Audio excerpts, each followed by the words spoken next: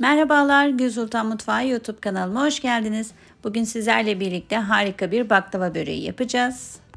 Malzeme listesini açıklama kısmına ekledim. Hemen böreğimin yapım aşamalarına geçiyorum. Yoğurma kabının içerisine 1 çay kaşığı karbonat ve 1 yemek kaşığı kadar da limon suyunu aldım.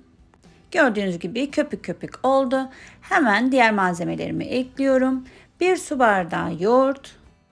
Bütün malzemelerimiz oda ısısında olsun lütfen. 1 su bardağı sıvı yağ, 1 su bardağı süt ve 2 adet de yumurtayı ekledikten sonra sıvı malzemelerimi şöylece bir karıştırıyorum.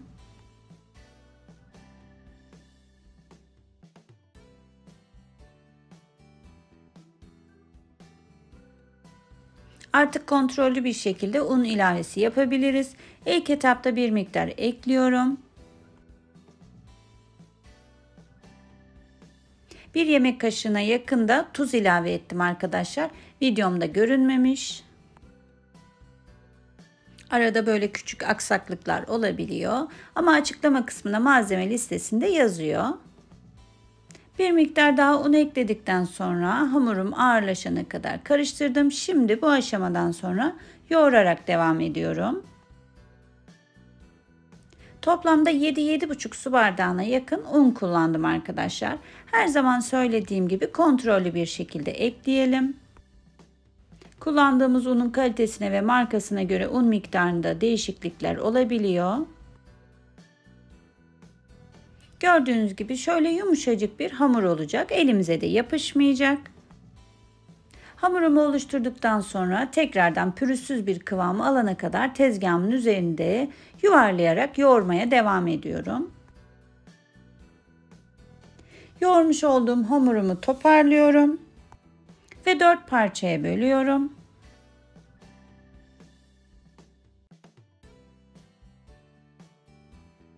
Bölmüş olduğum her parçayı da 10 parçaya böleceğim arkadaşlar. Yani böreğimiz için yaklaşık 40 adet bezeye ihtiyacımız olacak. Ceviz büyüklüğünde parçalar böldüm. Onları da yuvarlak bezeler haline getiriyorum.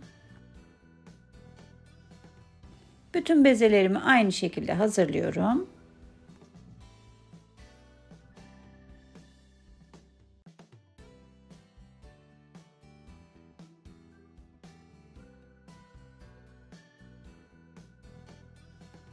Gördüğünüz gibi 40 adet bezemiz hazır arkadaşlar.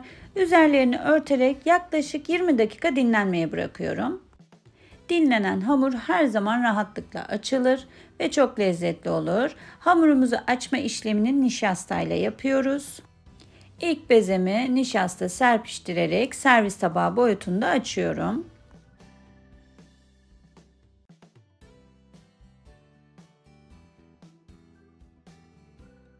İkinci bezemi de aynı şekilde açıyorum. Her kata nişasta serpiştiriyorum arkadaşlar. Açmış olduğum bezelerimi üst üste koyuyorum. 10 taneyi üst üste koyarak 4 parça halinde hazırlayacağız.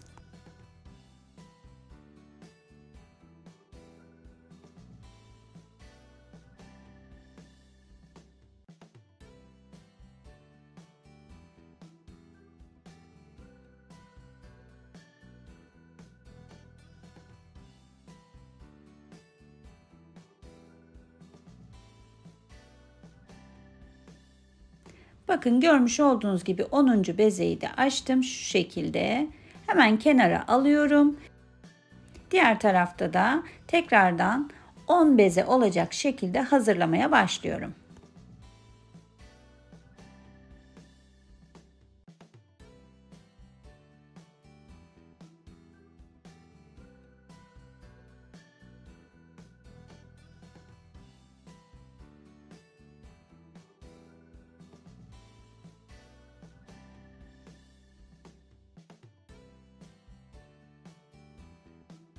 On ağırlığı 4 grup hazırladık arkadaşlar. Şimdi ilk hazırlamış olduğum 10 tane yufkayı tezgahımın üzerine aldım. Parmaklarımla bastırarak hafif büyüttüm Bir oklavadan yardım alarak açma işlemine başladım.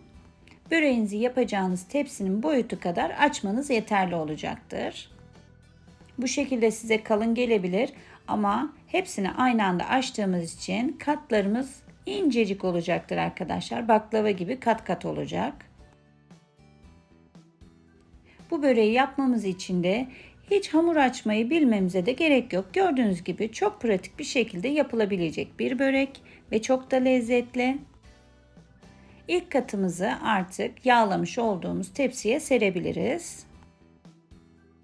Yanlardan fazlalık olursa orta kata doğru katlama işlemiyle sığdırabilirsiniz.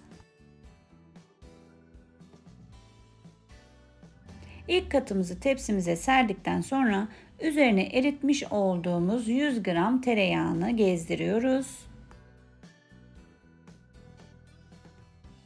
Sıvı yağda karıştırabilirsiniz. Tek tereyağıyla yapmak istemiyorsanız yarım çay bardağı da sıvı yağ ekleyebilirsiniz.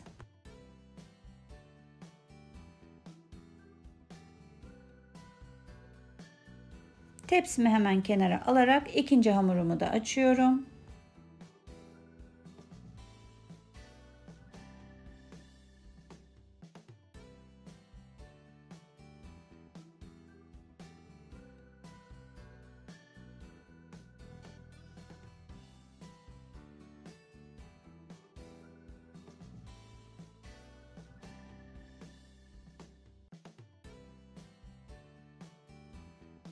Evet, açma işleminin ardından hemen onu da tepsime yerleştiriyorum.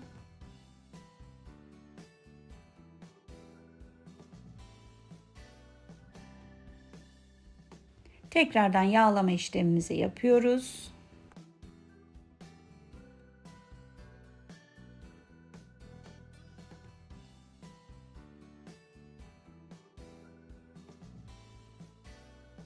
İç harcı olarak ben beyaz peynir ve çeçil peyniri kullanmayı tercih ettim. Sizler farklı peynirler ve iç harçları da kullanabilirsiniz. Bu böreğin kıymalısı da çok lezzetli oluyor.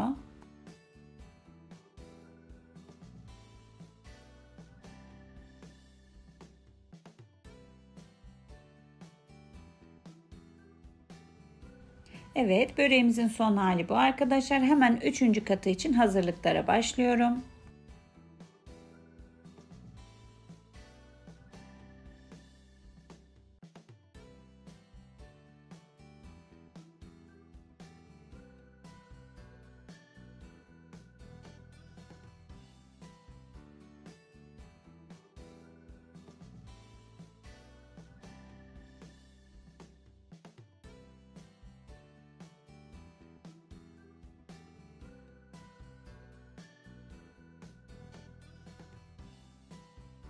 Üçüncü katımızı da yerleştiriyoruz.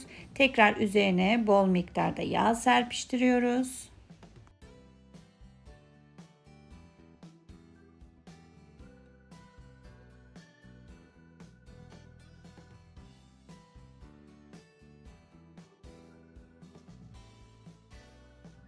Son olarak da 4. katımızı tepsimize yerleştirelim. Bir bıçaktan yardım alarak kenar kısımlarını içeriye doğru katlıyorum.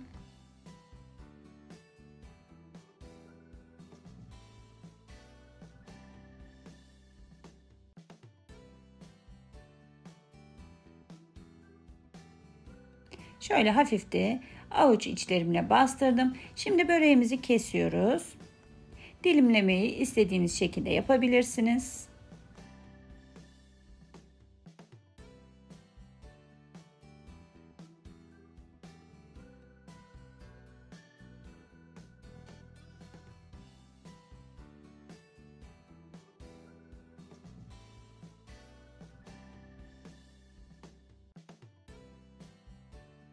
Böreğimi güzelce kestikten sonra böreğimin üstüne çıkacak kadar tereyağı döküyorum. Yaklaşık 100 gram da üzerine döküyorum.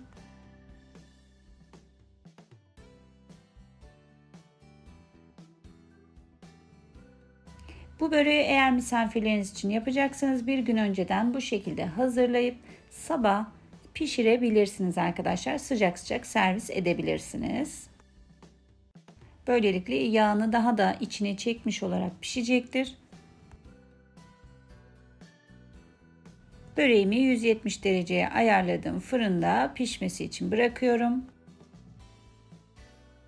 Evet, gördüğünüz gibi böreğimi çıkardım arkadaşlar. Gerçekten harika görünüyor. Yapmanızı ve denemenizi tavsiye ediyorum. Umarım sizler de beğenmişsinizdir. Beğendiyseniz videoma like atmayı unutmayın lütfen. Bu arada kanalıma abone değilseniz abone olarak bütün bildirimleri açtığınız takdirde paylaştığım videolardan haberdar olacaksınız. Videom hakkında sormak istediğiniz herhangi bir sorunuz ya da öneriniz varsa bana yorumlarda yazabilirsiniz. Müsaitlik durumuna göre bütün yorumlarınızı cevaplamaya çalışıyorum. Bakın şöyle böreğimden bir dilim de çıkardım sizler için. Katları gerçekten çok güzel bir şekilde görünüyor. Denediğiniz zaman sizler de bana hak vereceksiniz. Deneyen arkadaşlarımdan da yorumlarını yazmalarını istiyorum. Bugünlük de muhteşem bir börek tarifi paylaştım arkadaşlar. Umarım beğenmişsinizdir. Deneyecek olanlara şimdiden afiyetler olsun diyorum. Bir sonraki videoda görüşmek üzere. Sağlıkla kalın. Hoşça kalın efendim.